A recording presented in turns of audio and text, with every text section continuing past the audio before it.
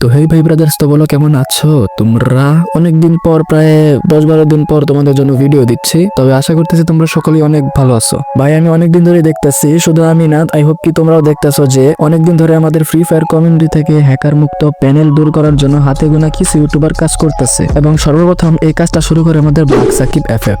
তবে আমি আর চুপ থাকতে পারলাম না, কারণ ফ্রি ফায়ার কমিউনিটিটা আমাদেরও একটা ইমোশন, এবং একটা সময় আমরা দিনরাত পার করে দিতাম এই ফ্রি ফায়ারটা খেলে। তবে বর্তমানে কিছু উল্টাপাল্টা আপডেট দিয়ে গেরিনা গেমটাকে প্রায় পুটকি মাইরাই দিছে। বাট এর চাইতে বড় সমস্যা হচ্ছে গেমে থাকা হ্যাকার আর প্যানেল ইউজার, আর তার সাথে প্যানেল সেলার। তবে সাকিব ভাই চিন্তা নাই, এই হ্যাকার মুক্ত কমিউনিটি গড়ায় আজ থেকে ইনশাল্লাহ আমিও তোমার পাশে আছি। তবে হ্যাঁ, এখানে একটা কথা আছে, আমরা এই হ্যাকার নিয়ে যতই কথা বলি না কেন, তোমরা যদি এই হ্যাক প্যানেল কেনা বন্ধ না করো, তাহলে কিন্তু আমাদের এখানে কিছুই করার নেই। তবে আমি বুঝি না আমাদের ফ্রি ফায়ার কমিউনিটির বি ব্যাচ দালালরা কি করতেছে। দেখলাম শুধু এ ব্যাপারে কাব্য ভাই এবং হাতে গোনা কিছু ইউটিউবার কাজ করতেছে, আর এদেরকে আমি মন থেকে রেসপেক্ট জানাইতেছি। ইভেন আমি দেখলাম যে গেরিনার একটা দালাল ক্লাসিক বাচ্চা নামে হ্যাকারের ব্যাপারে কথা না বলে তার বাপ, মানে গেরিনার পা চাটতেছে, বলতেছে হ্যাক করে খেললে তো আইডি ব্যান হয়, তবে প্যানেল আসলে গেরিনার ডিটেক্ট করতে পারে না। আলার বুক কাছে ওদা।